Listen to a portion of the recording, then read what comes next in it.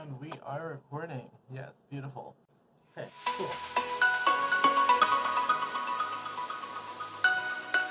Hey y'all, it's Brody, and today I'm here to do the Back from BookNet Fest tag. If you're not aware, this weekend I went to BookNet Fest. I did the BookNet Fest tag a couple weeks before the event, and now that it's after the event, I'm doing the after event tag. The original tag was created by Kathy. This tag was inspired by that one and created by Giri from Onyx Pages, so make sure you go check out both of their channels. If you're not aware, BookNet Fest is a convention that happens every year. It was created by content creators for content creators. I'll leave all the info down below. I had so much fucking fun at BookNet Fest this year. It was amazing to meet everyone and get to talk to people about books and like just be surrounded by book nerds and hang out with my friends, and like we went to lunch and people understood what I was talking about when I made jokes about Sarah J. Maas, and it was just great. It was great. It was my first time around bookish people and it was fucking phenomenal. But we're just gonna get into the tag, okay? Because all these questions will sum up this event in more cohesive thoughts other than me yell swearing. Number 1, explain your BookNet Fest experience in one word. And for that, I'm going to have to say it was very validating. So yeah, my word is validating. I am still a small channel. I'm under 500 subscribers. And I don't get a lot of views. I don't get a lot of likes. I don't get a lot of shares or boosts or anything. So the fact that so many people, like, recognized me and like were talking to me about videos I've done that they liked, and they were like, oh my god, I like retweet everything that you tweet, and like, you know, just the fact that people recognized me was making me really emotional. I went there expecting to like have conversations with just like 4 or 5 people, and I made so many friends, and this made me feel like my channel is something to be valued and something, you know, that's important. And yeah, it was just really, really awesome. Question number 2, what was your favorite session and why? My favorite panel, my friends Kav and Adriana were on a lot of the panels, and I enjoyed getting to see them on the panels, but I enjoy getting to see them on the panel, especially the final panel, which was We Don't Just Talk About Books, which was Kav, Adriana, and Giri, and Marina's. And that was nice because you get to talk about more than books, like the way that we do on the channel. We talk about the importance of reading, yes, but we talk about ourselves and we share our stories. That one was really interesting. Because that's how I view my platform. But if I'm being honest, my favorite panel out of any of them, or rather what was said, my favorite thing that was said this weekend was on the big platform, small platform panel, India from Life as a Page Turner. There was a question about how can we do better to support marginalized creators or something, which is something that was asked a lot this weekend, and the answers were kind of like for a lot of the panelists, I think topics like that are tricky to discuss in that kind of setting, and people get scared from saying like what they really want to say. But India had started to say something and then kind of, you know, stopped themselves, and I can't remember who it was, but they were like, well, you're on a panel, if you want to talk, and India was like, okay, I'm gonna talk, you know. You're not supporting Black and brown creators. You're not supporting disabled creators. You're not supporting marginalized people. Pull out your phone. You know, because there are so many creators who are marginalized in this room. Are you subscribed to them? Like, I was like, oh shit, someone finally said the thing that I have been thinking all weekend. And like, I had to start the clap because I was like, thank God that India's not going to let this be brushed under the rug. So yeah, that one statement made that panel my favorite. And it felt like the one that we really got to the meat of just by acknowledging it. Question number 3. What's the most interesting thing you learned? That I need to let loose and have fun. I know that that's not like the exact meaning of the question, but yeah, I am kind of a workaholic, analytical fuddy-duddy, and I don't let myself have fun a lot by getting to go to the convention. And prom, I was going to leave early from prom. I was going to leave at like 10:30, and I'm so glad I didn't. I'm so glad I stayed until midnight. I'm so glad I went to Waffle House afterwards with everyone and ate food and got home at 2 a.m. I'm just so glad that I even went and like got to have these experiences in the first place, because I was scared too, because I don't know how to let myself have fun. So that was the most interesting thing I learned about me this weekend. So yeah. Are there any conversations that you had at BookNet Fest that you think we should keep talking about as a community for the rest of the year? Yes. There are a couple, as I said, definitely what India said on the panel. But here's the thing. Marginalized people have been talking about supporting marginalized creators. We're the ones who talk about boosting people. We're the ones who make the threads. We're the ones who are like, you know, like, make sure you're subscribed to Black and brown people. Make sure you're subscribed to disabled people. Make sure all of the queer people, not just the G. Make sure you're subscribed to gender nonconforming people. Make sure you're like Latinx, Asian, everyone. We try and be as inclusive as possible. So we're having these conversations. It's not us that needs to keep having them. And that's all I'm gonna say about that. Number 5, what was your most memorable moment? It doesn't have to be just one. Oh my gosh. I have a lot of memorable moments from this weekend, but my favorite, I think, is the wall. If you're not aware, at BookCon, there's a BookCon wall. And I kept saying, because Jesse, Adriana, Kav, and I all hung out a lot this weekend. And we kept saying, like, we want to take a group photo, we want to take a group photo, we want to take, like, a squad photo. And we had been talking in the group chat about wanting to get all of the G and Z creators and, like, you know, take a big group photo. So we were also just wanting to have, like, one-on-one, like, photo shoots for, like, pictures to post to Instagram and stuff. So we were looking for a spot. And I was like, you know what? BookCon has a wall. We're going to find the BookNet Fest wall. And we did. We found the BookNet Fest wall. And everyone started taking photos in front of the BookNet Fest wall. And it just made me happy to know that, like, I started a trend. So, like, if you're down at BookNet Fest next year, make sure you get your picture in front of the BookNet Fest wall. Question number 6. In what way does BookNet Fest add value to the bookish community? At BookNet Fest, the focus is not on stuff like art drops or author signings.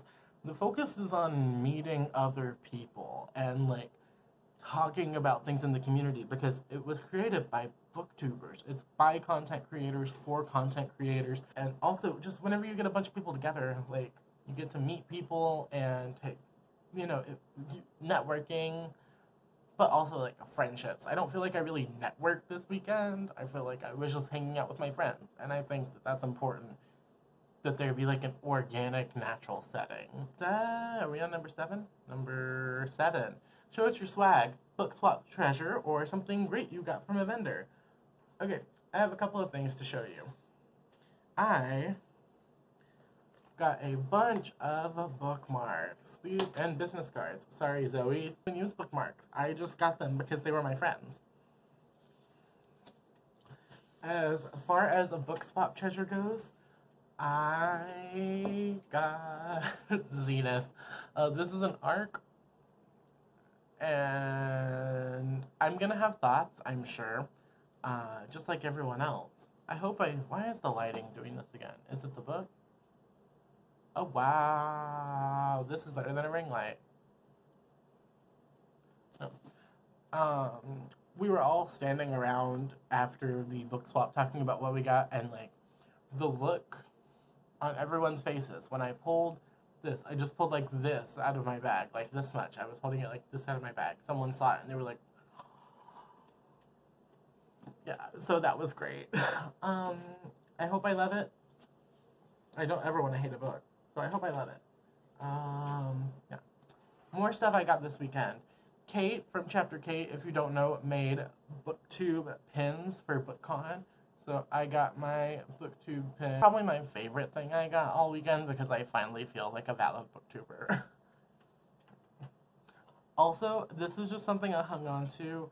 Alana, it was Alana's 2-year booktube anniversary, and there were cupcakes, and they had these cute little flower rings, and I like hung on to mine because I thought it was cute, and I love Alana.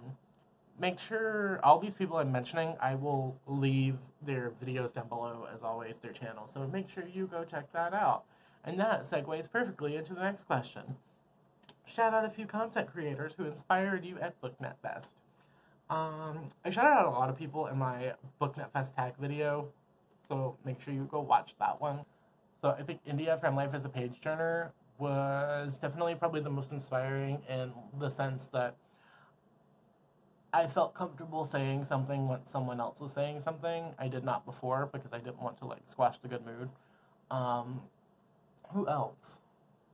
Oh, Giri, who created this tag from Onyx Pages. Watching Giri in the last panel was great. I thought that, you know, everything that she said was very valid and very important, and the fact that she specifically mentioned non-binary creators as an inspiration to her was really important, I think. Also tagging off that, you know, MB Squad, Kav, Adriana, Jesse, and also everyone who was in the GNC creators photo. Jay from JL Todd. I think being around like-minded people inspires things in you. So I felt inspired just by like seeing everyone at the event for their love of reading and for the love of this community, and I think that's beautiful. And the thing is shaking. Okay, cool. Question number 9. If you plan to come back next year, is there anything you'd want to change? Yes. As a creator who exclusively uses they-them pronouns, who has been very vocal about exclusively using they-them pronouns, and who had they-them written on the pronoun section of their pin. Let me see if I can find it. Or is that thingy? Okay. So, if you're not aware, the name tags for BookNet Fest look like this, and there's a section right there for pronouns. I wrote they-them because those are my pronouns. I was constantly misgendered at the event. I was misgendered when I asked a question on the panel. I was misgendered just like in casual conversation. And I saw that a lot with a lot of the they-them creators. Obviously, I don't know if everyone who is a they-them creator or gender nonconforming or whatever who uses the untraditional pronouns